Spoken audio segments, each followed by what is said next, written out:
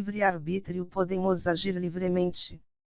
Ao discutir o livre-arbítrio, os filósofos olham para duas questões: o que significa escolher livremente, quais são as implicações morais dessas decisões.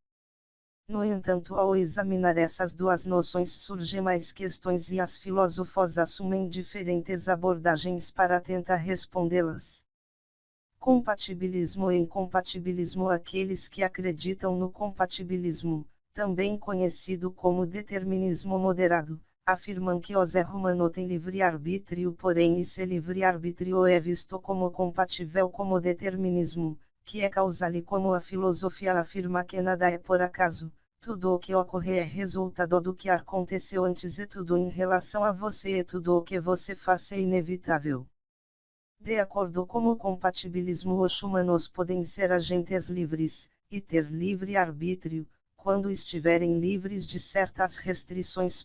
Para o determinismo e o compatibilismo, a personalidade e as características das pessoas são determinadas por fatores fora do alcance delas, genética, educação, etc. No entanto, para o compatibilismo, a existência dessas restrições não significa que a pessoa também não possa ter livre-arbítrio, porque ela pode agir fora daqueles fatores determinantes. A definição de livre-arbítrio no compatibilismo é de que uma pessoa é livre para escolher como agir na medida do possível graças à sua formação pessoal. No entanto, se o determinismo não é considerado uma restrição no compatibilismo, então o que é? Segundo o compatibilismo, uma restrição é qualquer tipo de coerção externa. O livre-arbítrio assim é definido como liberdade de ação. Contanto que um indivíduo seja capaz de tomar as próprias decisões, mesmo que já estejam determinadas, livre de forças externas, como o aprisionamento, então ele tem livre-arbítrio. Em contrapartida, alguns não acreditam no compatibilismo e preferem o incompatibilismo, afirmando que o determinismo é simplesmente incompatível com o livre-arbítrio. Por exemplo, como alguém pode ter livre-arbítrio se cada uma de suas decisões está predeterminada desde o nascimento? Isso, porém, não quer dizer necessariamente que o incompatibilismo afirme que o livre-arbítrio existe ou não existe. De fato, o incompatibilismo pode ser dividido em três partes: determinismo puro, que nega a existência do livre-arbítrio. 2. Libertarianismo metafísico, que afirma que o livre-arbítrio realmente existe e nega a existência do compatibilismo. 3. Incompatibilismo pessimista, que afirma que nem o livre-arbítrio nem o compatibilismo são verdadeiros.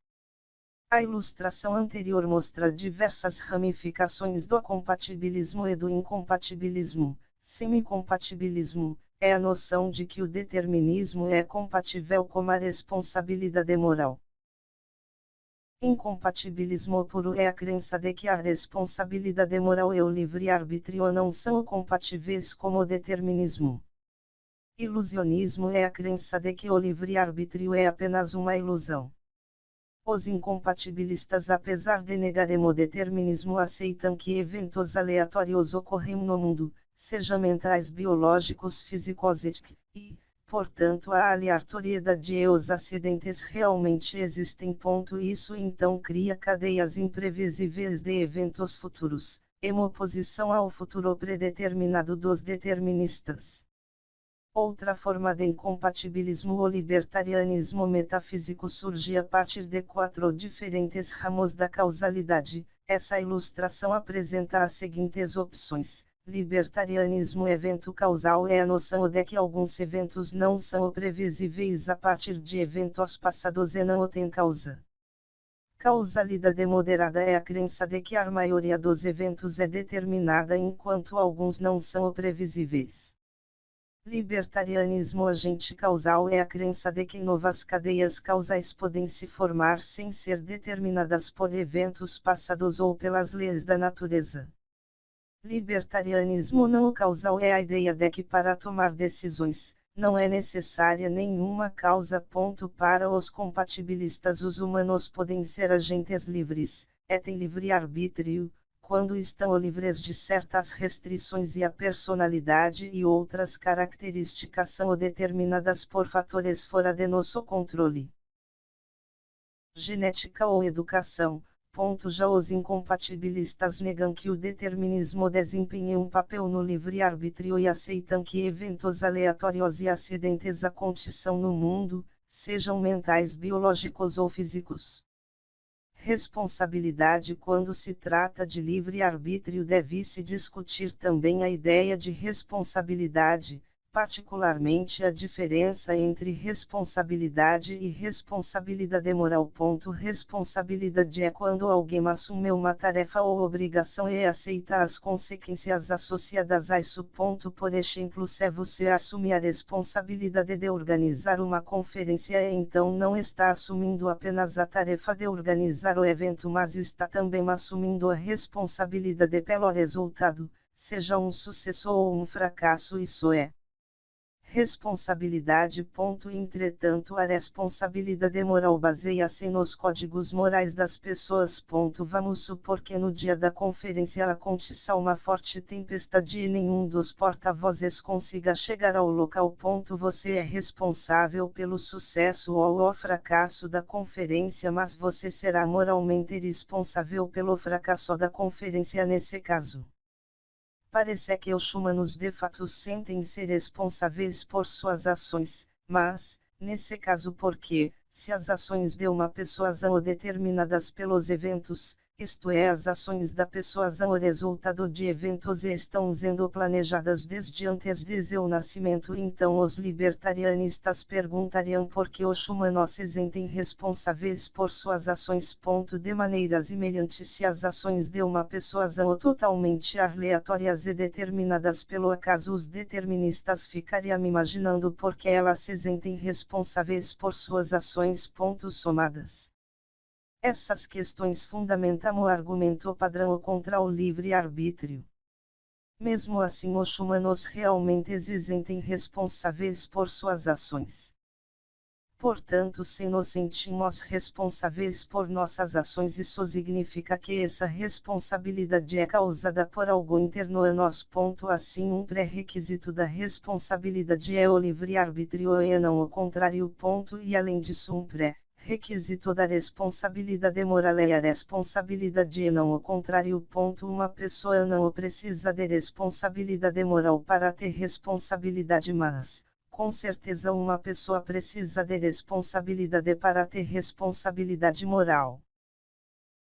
Os requisitos do livre-arbítrio. Idealmente, os requisitos do livre-arbítrio deveriam satisfazer igualmente ao libertarianismo, possibilitando a existência do imprevisível para que ocorra a liberdade, e ao determinismo, possibilitando a existência da causalidade para que ocorra a responsabilidade moral.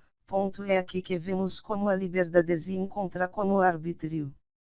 O requisito da aleatoriedade. O requisito da aleatoriedade ou liberdade afirma que o indeterminismo é verdadeiro e que o acaso existe. As ações são consideradas imprevisíveis e não causadas por eventos externos. Em vez disso, elas derivam de nós. Para que haja livre-arbítrio deve existir também possibilidades alternativas, e depois que uma ação é desempenhada, a noção de que poderia ter sido feita de outra forma deve estar presente. Dessa forma, de acordo com o requisito da aleatoriedade, as pessoas criam novas cadeias causais e novas informações são produzidas. O requisito do determinismo. O requisito do determinismo ou do arbítrio afirma que um determinismo adequado, aquele que possibilita a capacidade da previsibilidade estatística, tem de ser verdadeiro e que nossas ações não podem ser causadas diretamente pelo acaso. Além disso, o arbítrio de uma pessoa também tem de ser adequadamente determinado e suas ações devem ser determinadas tendo como causa o seu arbítrio individual. O requisito da responsabilidade moral é resultado da combinação dos requisitos da aleatoriedade e do determinismo e afirma que as pessoas são moralmente responsáveis por suas ações porque existem alternativas possíveis.